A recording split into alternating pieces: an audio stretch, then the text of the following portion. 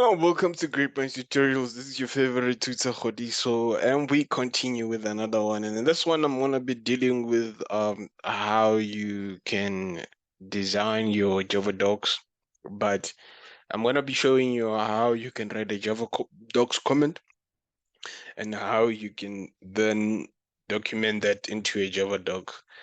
And we're gonna try and also view that Java docs so that we can see how does it view. All right, so now what I wanted to do is that I wanted to use an already existing project and then I just comment, but I thought as much that let us just have something different. Okay, what can we have here? Uh, I'm just gonna do a backend class. Then from there, I'm going to do the Java docs and then we're going to zip that. What can we have? We have a student app. We have person app. We have an employee app. Um, so say worker. It's okay. Let's just wait for it to load. Okay. So we get here. Then I'm gonna right click here and say new, create a Java class. And then I'm going to say this is a worker. And I'm gonna give it a package with a com.abc company. Let's say the name of the company is abc.www. And then I'm gonna say finish. Then when I get here, then this is what I'm going to explain. So there is two different types. Let me just quickly first explain this before I continue with the normal thing that we do. There's a difference between this comment and this comment with 2 stars like that. So this comment is a Java docs comment, the one with the 2 stars after the slash. This is a block comment, meaning that if you want to write the multiple line comment like this application works on a person. So you see now, I'm able to go to multiple lines. That is a block comment. And then, yeah, there is also one line comment where you just have 2 slashes and then you can write whatever that you want. If you go down and write, it's no longer a block comment, this is one line comment. So there's a difference between all of this. So your Java docs comments, they have to have a 2 star after the slash. Okay, so this one is already a Java docs comment. So the only thing that they've given us here is that who is the author. So you can write, okay, the author is Khodiso, and put in the surname is Mashile. And the other thing that you can put is that you can put the version. So if that application has got a version, you can give it a version. Probably you give it today's date, you say on the 18th of November.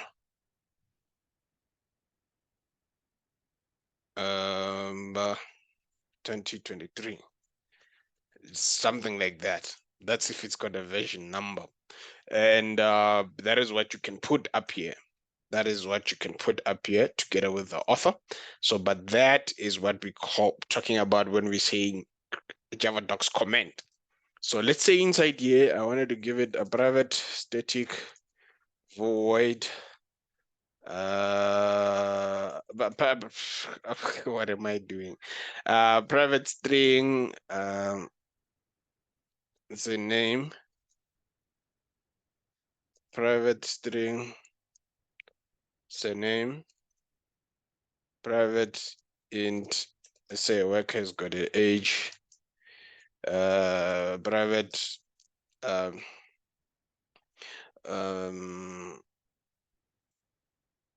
private string.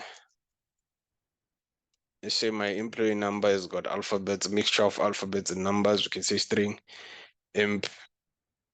employee number or NO still can be fine. So let's say maybe my private field. So in order for me to continue, I can then say, okay, now, but okay, inside here, I can say, okay, Since I'm having this, I can have a constructor.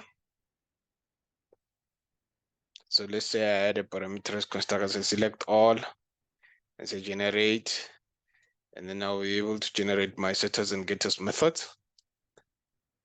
Like that, select all, generate all the getters and setters methods. And then I'm also going to be able to do the toString method so that we can start with the commenting. So, okay, now, so for the Java docs commenting, what you would do is that you will come here at the top inside here. So here, what you would do is that you would do that, and then you'll do your double stars, and then you'll press enter. Then you're going to have this. Then this, you can explain that there are 3 or let's say 4 private fields.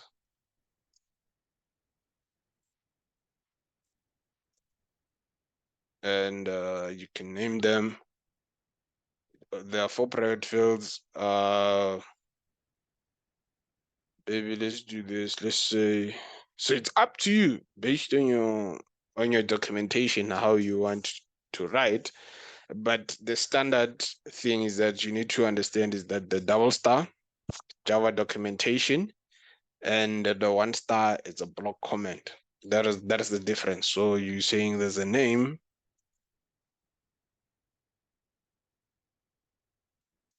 of the employee. So the surname of the employee, which is the worker. Okay. So you have the age of the employee. You have employee number of the employee.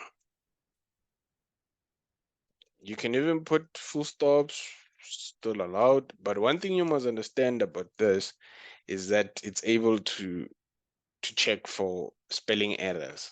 And then you can be able to know that, okay, you've misspelled the word, as it's going to comment for you. And then this is because a user can be able to, or anyone who's going to get hands on your program or your project, it's going to be accompanied by the Java docs, and the Java docs is just going to give in full details of whatever that you're doing in your code. So I'm just showing you how you comment. So, and then you write again 2 stars, and whenever you do this, if there are parameters inside here, the Java docs is going to pick up those parameters right away. So it's going to write them like that. It's going to say add para. That stands for add parameter. Then it's going to specify that there's a parameter which is a name, there's a parameter which is a surname, and there's a parameter which is an age, and so forth.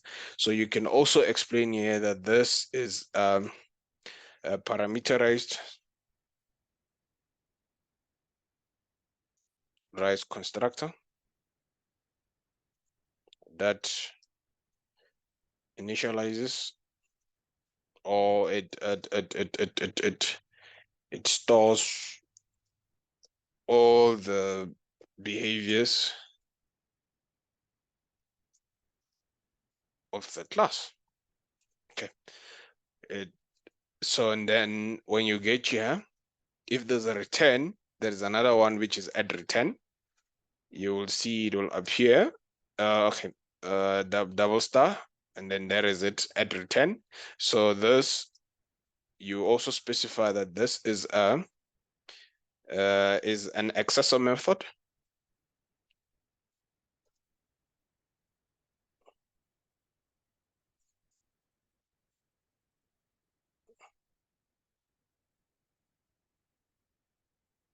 Okay, let's just quickly check something.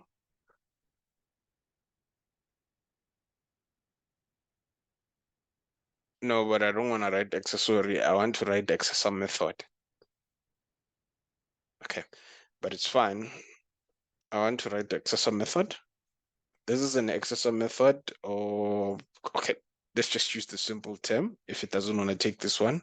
This is a get method that returns the name of the worker. There we go. That's what it does. And then you show what it returns at return. So at return is just gonna show you that it's actually returning a name. Okay. So this one is going to have a parameter. So it has to do the add param. So this is a setter method. This you call it a getter setter method that has the name as a parameter. So there we go. We get here though. So this one also has as a return. So since I'm lazy, I'm gonna copy this, copy, come and paste here. Returns the same name here. So I'm just gonna change into the same name. Come down here. Now double star. This is also a setter method. So I'm gonna copy the setter method part, copy this, then I'm gonna paste it here. It takes in as a name. Okay, so this is just gonna simply explain what is happening here throughout. Okay, let me first do all of the setter methods to make it easy. So I'm gonna paste here. I'm gonna set age here. I'm gonna write age. Okay, the last setter method is this one, so that we can go and do the getters methods and paste employee number. Okay. So, okay, let's do the other one. So remember, you need to do this in front of before. You need to do it before. So this is also a getter method. So let's go and copy the getter method. Copy this, paste it here. This is for the age. Change the age. Okay, let's come down here, paste here. This one to change the what, the employee number.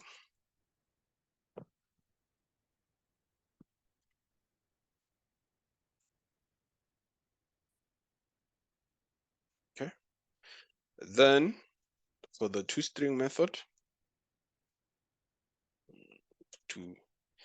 it's just going to return. So this is a toString method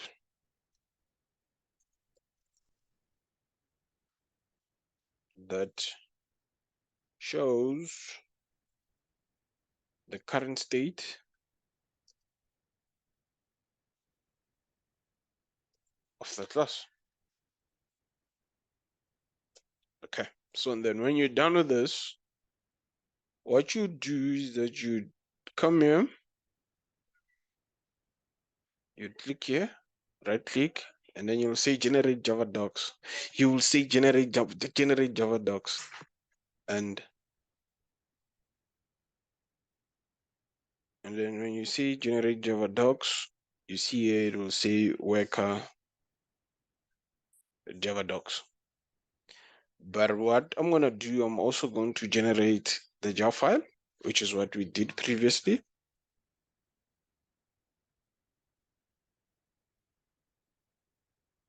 Okay, so here is your Java docs.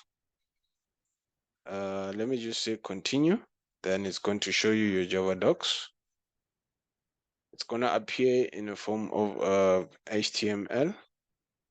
But okay, this is just my, okay. But before that, let's do that. Let's say clean and build, do the Java file, and then you'll see how we're going to access them. Okay. All right. So now I'm gonna go here to have saved my stuff. And in here, I'm gonna go to documents, and then I need to go to NetBeans projects. So when I get here, I'm gonna go to worker, and then I'm gonna go to dist, and here is your jar file, and here is your Java docs. So, but what I'm gonna do is that I'm gonna come here and say open with. But before that, there should be, when you go inside here, okay, let's come here to classes. Okay, those are just your class files. So when you come here under dist, this is your jar file. Okay, let's just open this. So, but this is just for your jar file. Let me just quickly navigate through here. It should be somewhere around